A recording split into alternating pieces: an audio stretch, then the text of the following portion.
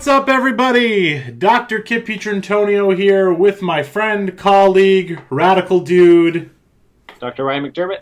All right. Guess what, Ryan? Today I am totally stoked for our episode. I'm stoked on our episode today.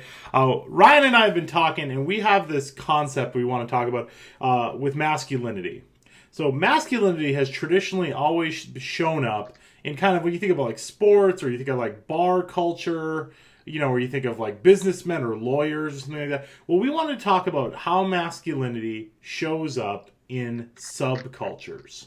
Right. And so Ryan and I were talking about this, and we wanted to start with something that was a little more personal, a little more near and dear to Ryan's heart, which is the subculture of skateboarding. So tonight's episode will be on masculinity in skateboarding culture. So, okay. So Ryan, how you feeling about that? I like it. I hadn't really thought about it, of course, when I was in it, but now that I'm studying masculinity, I'm kind of surprised I haven't thought about it before, actually. Okay.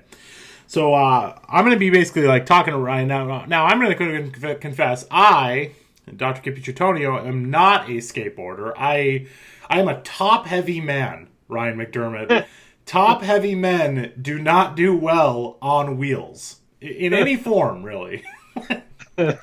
So I would say that I was a kind of a wannabe skater. Like, I wore skater clothes, but I never actually skateboarded. So I was that guy. Right. You, on the other hand, were ripping up the streets of Kansas on the skateboard. Yep. Am I right? Kansas and Missouri. Yeah. More or less. Okay. So let's get talking about that. Ryan, I want to start off by first asking you just kind of a general question, which is, how does well, actually, let's start here, Ryan. Tell us about a little bit about your history of skateboarding, how you got into it. Like, I would bet of all the psychologists in the country, you are probably one of maybe 3 that ever skateboarded. So tell us a little bit about skateboarding. I don't know about that. I mean, I know a few people actually skateboarded as kids, but so I started in 6th grade, and I went on to skateboard until pretty much college. So I did it for a long time, spent thousands of dollars on it, broke my arm horrifically, probably around, it was sophomore year of high school. How I got started into it, I just came across a video of, I think it was Thrasher or 4-in-1 or one of those skateboard companies, and it just blew my mind. It was like, how are they doing this? There's nothing attached to their feet to that board. How are they getting up in the air? How are they going down these handrails, going down stairs and stuff? It blew my mind, and that's how it started. Okay, so when did you get your first skateboard? It depends on what you mean by that. My first real skateboard was not until 7th grade. Okay. My first skateboard was 6th grade, but I was horribly embarrassed by it. So it's interesting that we talk about masculinity here, because there's a fun little story. It was a bright green Ninja Turtle skateboard with yellow pieces on the outside. I don't know what they were supposed to do exactly, like bumpers essentially. And I was so embarrassed by this thing that I spray painted it all black. Whoa, black on black. So you tried to make it a little more badass, right? Right, but as I got better and better, I started learning how to scrape and slide and grind and stuff, and the paint came off, and people were starting to notice my Ninja Turtle skateboard. So I bought a real skateboard, which changed my life forever. Now, what kind of skateboard did you get first? What kind of deck? What kind of wheels? It was a Powell. Was the deck? Nice. It was blue with a skull on it, like a skull on fire. It was. Oh gosh, I forget the skater's name, but the company was Powell. And back then, that was the early 90s, and the skateboarding kind of has different trends or fads, if you will. The fad at the time were very small wheels. It was 35 millimeter wheels, which were pretty small. Okay. I remember how great the 90s skateboarding brands were. Like, do you remember, there was, Independence? And it had it had the big black. I literally remember wearing an Independence sweatshirt every day for 2 years. Oh yeah, they made trucks. Well, the trucks or the metal part of the bottom of the skateboard. Right. And then I remember there was like Spitfire or something. It was the one where there was like a little water guy and a little fire guy, and they like always fought together. Yeah. Oh, that was so good. I forget who that was, but yeah, I know who you're talking about. They made bearings and wheels. Oh, that was so good. So, okay, Ryan, so let me ask you this. In your opinion, in skateboarding culture, like how to... Well, I got one more question before. Did you have like a crew of guys that you skateboarded with? I did. Absolutely did. Okay, give me the cast of characters. What did this cast of characters look like? I probably shouldn't use their names just because, they're all doing things now. Mm-hmm. But I will say that some of them are in jail now. So they weren't... My dad was always like, you're hanging out with a bad group. Yeah. And he was right to a certain extent. But there was a real camaraderie there. We really liked each other. We had a good time. We gave each other a lot of crap, of course, as guys do when they bond. But so it was a very interesting group. Probably around 8th grade. Yeah, 8th grade. I encountered this guy. He was in college, or at least college age at the time. And he lived next door to my dad. And we just started sort of skateboarding in the neighborhood. He was so much better than me, and he taught me a lot of different tricks and things and showed me how to do different things. And so he was in his 20s, and I was in 8th grade, and we skateboarded together pretty much until I was in college. Wow, so you literally had like a skateboarding mentor. I did, and he had friends too. And so pretty much it was me and 3 other 8th graders, 6th, 7th, and 8th graders, that would skateboard with these college kids who sort of would take us under their wing and drive us around and go to different places. Like we drove all over Missouri, actually. Like we would go to like Columbia, Missouri. We would go to Kansas City. We would do these things, and my parents were okay with it, I guess. Wow. Yeah. Unbelievable. So okay. So how would you say, Ryan, that masculinity shows up in skateboarding culture? There's a parallel between hip hop culture and skateboarding culture in some respects. There really is. Like the music is similar in some ways. There's also a parallel in punk rock culture and skateboarding culture. I will tell you, I've never seen a country western culture and skateboarding culture mixed together, though, or anything like that. Masculinity shows up in your abilities, of course, sort of your dominance on the board. But I think the main thing is that there's a lot of misogyny, man. I mean, I'll just be plain and simple about it. There's a lot of misogyny in skateboarding culture. At least in the 90s, there were barely any female skateboarders around that time, and now I think there's a few more, but it's still primarily a male-dominated sport. So how would you say that misogyny shows up? Like, what do you mean by that? Oh, just a lot of, everything I know about sex I learned from these 2 guys. Wow. And not in a good way, like disturbing stuff. And it all was wrong. When I first encountered it, I realized it was all pretty much wrong. There was that. There was there's a lot of fighting that happened too. Not necessarily misogyny there in that respect, but like dominance and things. I saw some pretty scary fights. Some of which that were really just stupid, but others that were kind of like, oh my gosh, are we going to be like accessories to murder? So. One thing I guess I mean, in the murder example sounds pretty darn extreme, but I guess the one example I always think of, like when I would see people skating in like a skate park, there's kind of this weird, subtle organizational thing that's going on where like, especially if you're just like going into a pool, it's like who goes first, who goes when, like how long is each person allowed to spend in there? Like how would you say that that's determined? Well, in that sense, it's very egalitarian. It really, people just go. Oh, really? Okay. Yeah, it really was. Oftentimes, you'd have one person who was trying to do something, and they would kind of keep screwing it up, and until they got it, and we would all we would give that person if they screwed it up, but they really got really close, they'd get a chance. We didn't even know, we didn't have to think about it. It just happened. Someone's trying to do a kickflip down like a set of stairs, and the last time they hit it, they landed and fell on their ass. Then they get a chance to go right again because they just had it. Because there really is this very quick moment of time where your brain you tricked your brain into doing something ridiculously stupid, Hmm. and need to stick with that. If you sit too long, reality will kick in and be like, what did I doing to my body? I guess what I think is so interesting about that is like when I just compare it to other sports, that would Right. never happen. Like I think about basketball and like playing Right. pickup basketball. Imagine missing the shot and then somebody being like, "Here, take it again." It Oh would yeah, no, be- there's a lot of like if someone fell, you'd pick them up. Mhm. There was just I played competitive sports too, and it's not competitive. There is no competition between people. There's only Mhm. competition between you and the skateboard. Now that said, there may be competition between your group of people and another group of people. Interesting. Well, say more about that. What do you mean by that? Well, you just kind of want to like show off your shit. Okay. How would you? I mean, just doing better tricks, or like not falling, or how would you showcase that? uh, it's kind of hard to say. It's like when you're skateboarding in a group and your group meets another group. I can remember this several times. Hmm. There's like this weird, almost uh, like primordial or primeval or whatever display of this for a few minutes. Like let Hmm. me show you what I can do.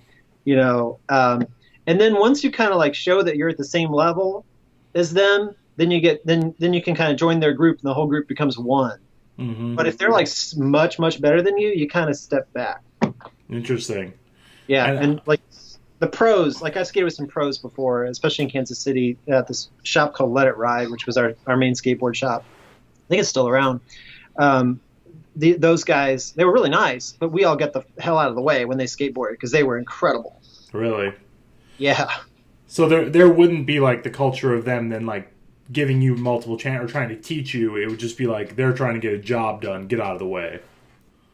Sometimes, other times, if you get to know them, then you could kind of become part of their crew. But there was, there were definitely hierarchies. That's how I put it that way. There were, the skaters. It's the same way like playing video games. You play video games, right? Yep. You see the people who are at the top of the leaderboard most of the time. Yep. And when you see that person in the game, do you kind of get out of their way and let them do their thing? I don't think the type of games I play competitively are like that. So I play a I lot play of like Star Wars right, Battlefront. but I play a lot of fighter games. So like fighter games, you're fighting one guy at a time, and it's rank order. So you're always fighting people who are at your same level. You Oh, know. okay. That's a Yeah. little.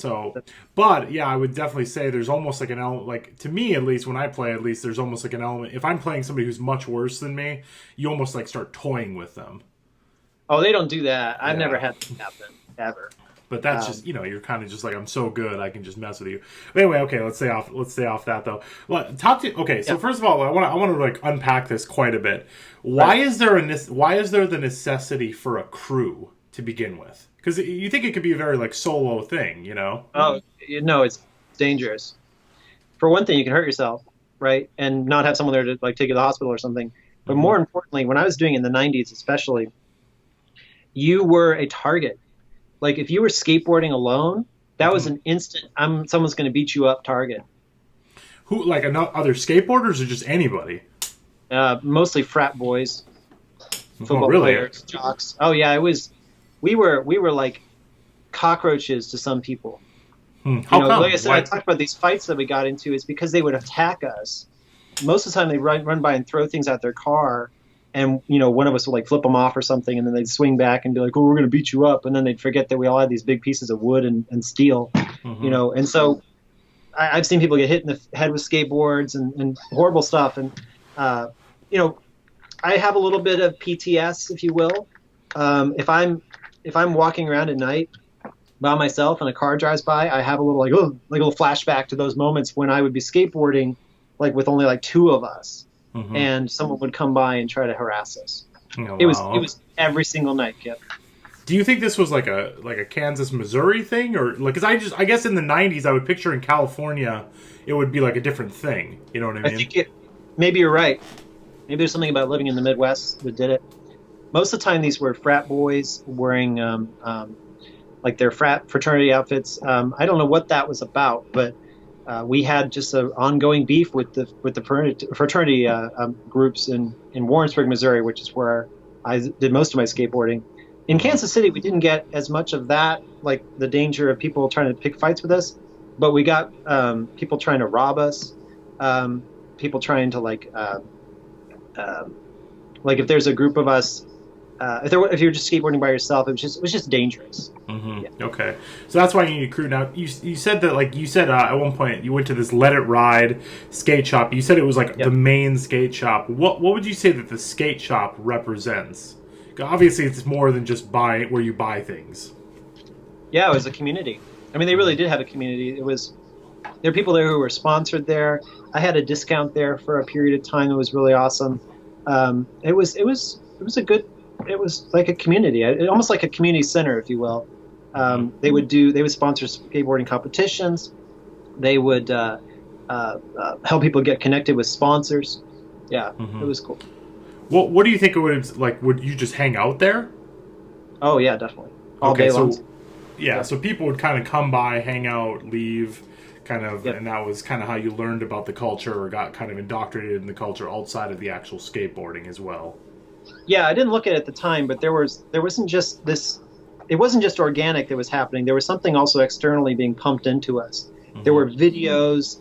There was a lot of guerrilla marketing, like those things you said, like independent, like that was a symbol to some people.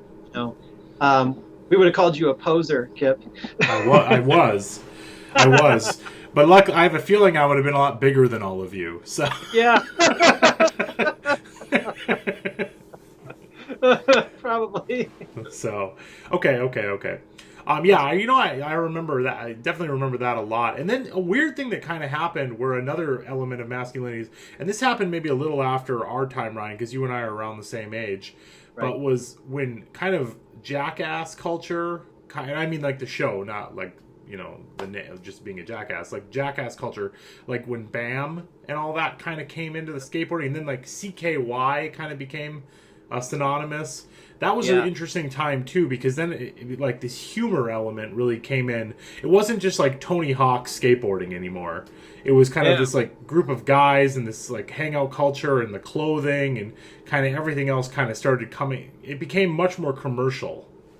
Yes, it did, and we were affected by that too. I'm not proud of the sort of Fight Club-esque vandalism things that we did. But they do make for some amazing stories, which I will not share here because I don't want to incriminate anybody. But there was definitely that going on.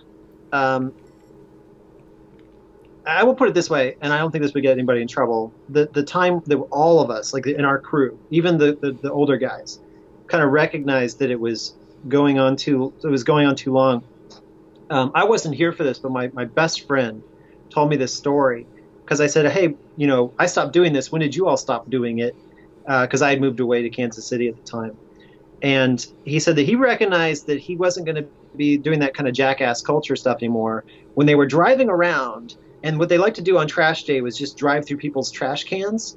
But his friend had just gotten, like one of the older guys, had just gotten a brand new stereo. And he was worried that it might damage the stereo. So they got out and they knocked over the trash can and strewn the trash out by hand, and that's when they all sort of came to epiphany, like, what are we doing? Right. This is so stupid. you know? Very committed. Yeah, I remember we would do things like we would do the shopping cart thing where we'd get in a shopping cart and like push each other around, or I remember like there was a lot of like hitting each other in the nuts kind of stuff that we would do. That. Never did that. Yeah, ours was more like going after, I think, one another a little bit. But yeah, I was very inspired by all that stuff. So, okay, Ryan. So, you alluded to this earlier. I want to go back to it, though. Sure. When we talk about, like, dominance, what would be, like, the prototypical, like, kind of alpha male in a skating crew? That's a good question. Probably just the best skater. Mm-hmm.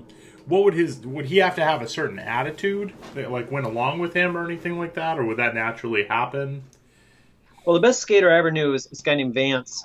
I don't even remember his last name anymore, but he was incredible, and he was the nicest person you ever meet. But for whatever reason, one of my friends is like one of the older guys trying to explain to me like the difference between Vance and him, who was also equally as good, but kind of like that misogynistic, kind of more traditional, toxic dominance guy. And he said that if you were to crack Vance's head open, all you'd find is skateboards. If you say if you crack my head open, all you're going to find is girls. Huh. And I just remember that kind of like, you know, this sort of stuck with me. I don't know exactly how it fits here at this exactly. But what I'm trying to say is that there's different kinds of dominance, I guess, in skateboarding culture. Just like any culture, there's different variations, right? Well, so so for him, it makes me think of like, for him, it was like skateboarding was like was a means to an end. Yeah. Versus for the other guy, for Vance, it was like skateboarding for like the love of the sport or the love of like what it was. It was like a pureness to Vance's that didn't exist in the other guys. That would be exactly right. Yeah. Yeah. Okay. Another thing I want to talk about is like the attitude of skaters. I keep kind of trying to maybe head it that way a little bit, but there's this interesting thing I think amongst skateboarders. I mean, even though I didn't skateboard myself, I was still around skateboarding culture, understood skate. That there's this expectation of being very chill, and like the way you talk and you use certain language. There's like code switching, I think, that goes on when I wanted to see if you could talk about that a little bit, like kind of the attitude. I would say that I never fit that expectation very well. I'm just too anxious for that, and so I kind of got made fun of a lot. But the people who were really, really good were just that. They were just kind of chill, you know. I guess you could say it's almost like a stoicism or something, you know. Yeah. Maybe like a stoner-cism. A stoner. Oh. Anyway, I'll be here all week. But yeah, I always felt like that, though, that there was this like, you couldn't. It is that. I guess that's what I want to talk about too, which is it's this other form of stoicism that's not like the, you think about this middle-aged man who's like, I don't talk about my feelings and I just do what's right, and that's like stoicism. But I think stoicism exists in a lot of different forms, and one way I think it can exist is in this skating culture where it's like you just don't create drama, you keep everything kind of like cool, like chill and like just relax, and like that egalitarian skating thing you kind of talked about. It's like even if you missed your turn, you'd just be like, whatever, man. It's like you're gonna go again in a little bit. There wouldn't be this like fierceness and anger that came along, Well, hold on a second. I have seen people lose their temper viciously at their skateboards. Oh yeah, that's interesting. Like throw it like hundreds of feet, break it into a million pieces. Yeah. Right. And then what would you say is so that's awesome. Let's talk about that. So let's say a guy like doesn't land a kickflip or like falls, gets up, smashes the board. What is the reaction of the rest of the guys who are there? Nobody says anything. Yeah, it goes silent, right? Okay. Everyone's just quiet. We just kind of let them have their moment. I mean, which is an interesting thing. From my personal experience, this could be different for other viewers, but yeah, that was my experience. But what do you think that's about? That side, like that to me is really interesting. There's like this rage moment that like everyone acknowledges, but nobody says anything. Sometimes some people say something like as a joke. I remember one time somebody broke their board, and he was like, "There, you got it," or something like that. Or like, "That'll teach you." You have to like diffuse it in some way, right? Of course. I mean, it'd be the same way as if, like, in the middle of a faculty meeting, I got mad, or running an analysis, I just throw my computer into the hallway or something, Right. I think people would have a moment of like, "Oh crap," But I think what we don't do is we don't question it. That would get you in trouble in most places. It's really interesting that like the non-toxic masculinity thing to do there just seems so impossible. Because what really should happen, right, is one of the friends should go up to that guy and be like, "Hey, buddy, like you're gonna get it next time. There's no reason to get mad." We've said that to a couple times, but not in that way. I mean, just kind of like, "Oh man, it sucks. I'm sorry," Right. But like I'm saying, like instead of letting them get angry and like smash the board, which is like the masculinity has already been displayed. Like I am like stronger than this thing, Yeah. Truth be told, I broke several skateboards that way. I just lost my temper. Yeah. I remember like the first couple times I played tennis, just losing my shit and like throwing the tennis racket. Like, I can't remember the guy who used to throw Yeah, tennis what was rackets. that? Phil something or something, I think his name was. But Yeah, yeah, I was sport. Yeah. yeah. But I used to do that, like very Happy Gilmore style. Just like lose it and go crazy. So, anyway, okay, all right. Then the other one I want to talk about was with injuries, because that is something that's pretty interesting about skateboarding. Where I would say like it does share that with punk rock, with like moshing culture a little bit. That there's this reckless abandonment that kind of exists, where you'll see skateboarders do some crazy shit. Like just running and jumping down a flight of stairs is nuts. But then doing it like on a skateboard, like is just even crazier. That's So anyway, I guess I wanted to see if you could talk about that a little bit. Where do I begin? I will say that I'll probably have pain in my legs for the rest of my life, because I have several hairline fractures from the insane heights that I would jump off of routinely. That's also kind of like an allegory to the sports, like the in the sense of like football, these people are hurting themselves so bad. Skateboarding is kind of the same way. You hurt yourself, sometimes without realizing it. But other times it's just you're just going to fall and break an arm or something like that. I think the thing about skateboarding though that makes it unique is that there's no, like, you would actually be considered a wimp if you, or at least I would not be caught dead in it. I'm not sure if people would call me a wimp, but I just never did it to try. If you're wearing protective gear in any kind of street skating environment. Right. Now, if you go to a skate park, you're required to. So everybody, gears up then. But even then, it's like wearing the minimal, amount as possible. So I'm not sure what that's about. Well, I would wonder if it's connected to like if we had to connect it to like a basic masculinity thing, it would be like bravery. Yeah, maybe so. Right. There's like this risk-taking bravery thing, and I'm gonna be the one who does this scary thing, and by showcasing that I can do the scary thing, I'm the toughest, and therefore I've proved myself. I don't know. I don't think anybody who did it at the time, certainly not me, thought of it that way. Mm-hmm. To me, it was like, what can I do to challenge myself? And there was a little bit in the background of like, this will look cool to my buddies or maybe the girl that walks by. Like I definitely did. I know that when a pretty girl would walk by, I would try to do something ridiculously stupid. Yeah. I always did. Would you guys film it too? Yeah, we filmed a few. Well, we were trying to get sponsored at one point, so we filmed a bunch of stuff. We made a skateboard video that somewhere. I wish I knew where it was. Mm-hmm. But we would. It'd be awesome if we could cut to it right now. I know. I do have some pictures I can send you. You can put up here, but I don't. Some on Facebook, I think, from a long, long time ago. That's awesome.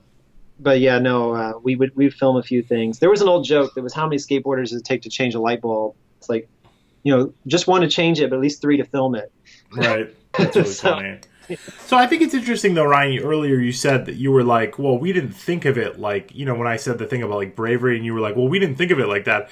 But I guess I would argue that you rarely think about it's so baked into the culture. Not maybe like skateboarding culture, but just overall culture.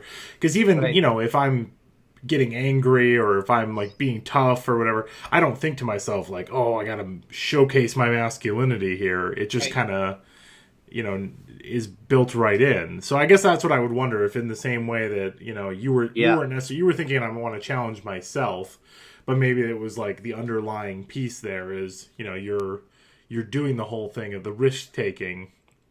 It's we're that is traditional risk taking, right? By all objective measures, there's no really good reason to do what we were doing to our bodies. Mm-hmm. I think you raise an interesting point, like, people are performing masculinity without even recognizing it. And that's just because that's what our culture has defined as masculinity. Mm-hmm. But I will say that for me personally, even now that I study masculinity, I never saw myself as trying to dominate other skateboarders. Mm-hmm. It was trying to, what can I do for myself? Like, and I would skateboard by myself a lot, just in safe places, so and a lot of my friends did that too. The weird thing about skateboarding with a group is that you're skateboarding, it's like parallel play, like when kids play together, but they're not really playing cooperatively. They're just playing in the same area. So Right. that's really what it's like. I can't describe it any better than that. Okay. Okay. All right. Then another piece of this is the last piece I want to wrap us up with is about Sure. like the clothing of skateboarding, and I know we talked about it a little bit, like brands and everything, but like what the actual like, because you kind of wear a uniform, right? In the same way, Gosh. football players on the day of a football game wear their jersey as like a regular shirt that day. At least we did. You wear like a jeans and your jersey to school that day. There's also Right. kind of an outfit that you kind of showcase that you're a skateboarder even when you're not skateboarding. Yeah. And so I wanted to see if we could like talk about that, or we could break it down, like what the prototypical skateboarder would look like. It changed over the years. When I first started doing it, it was all about these really, really baggy pants. Yep. Like this company called Jean Co.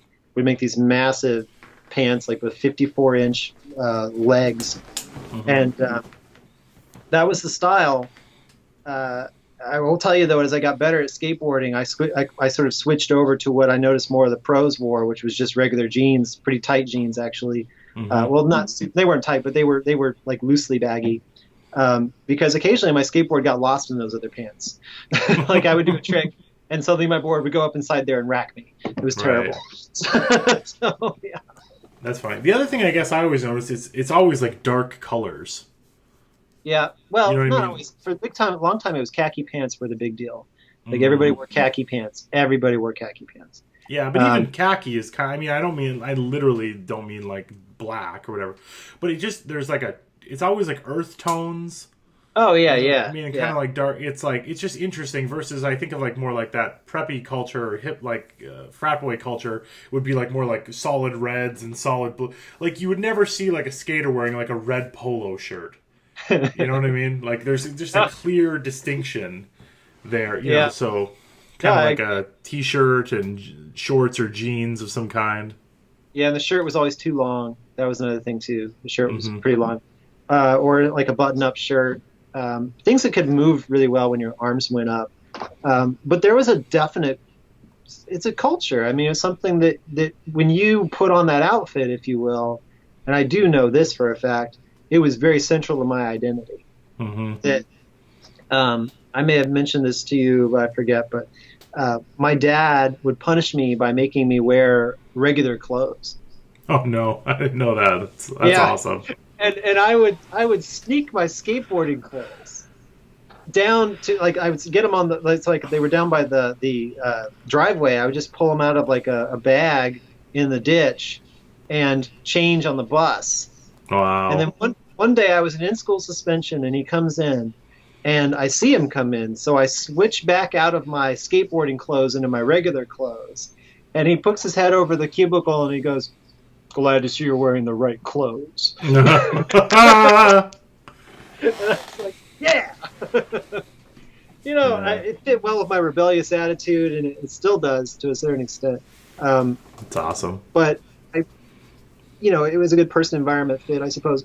But I think for a lot of kids, it's a way of identifying and kind of getting instant credibility as not necessarily like we aren't good at organized sports per se, but we're good at this, and this is something that we can display to other people that gets some recognition for our goals.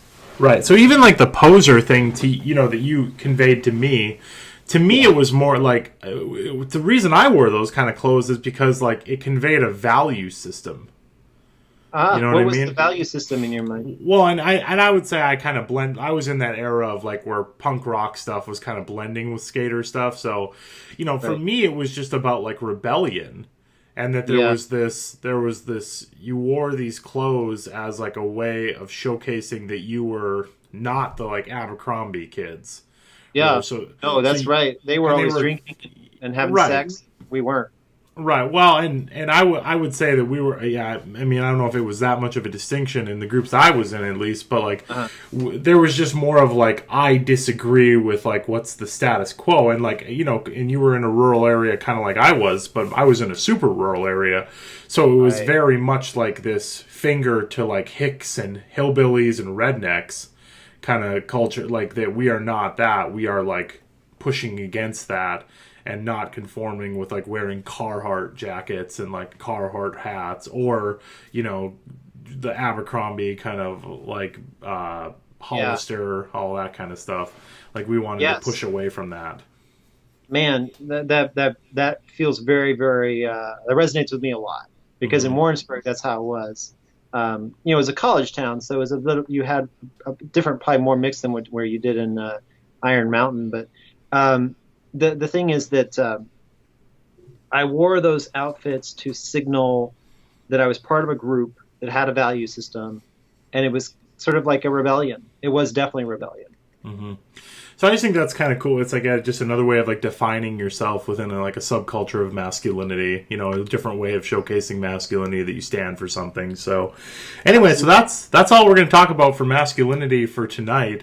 What do you all think? Is this what other subcultures would you want us to talk about, dive into, examine, explore, deconstruct, all that good stuff?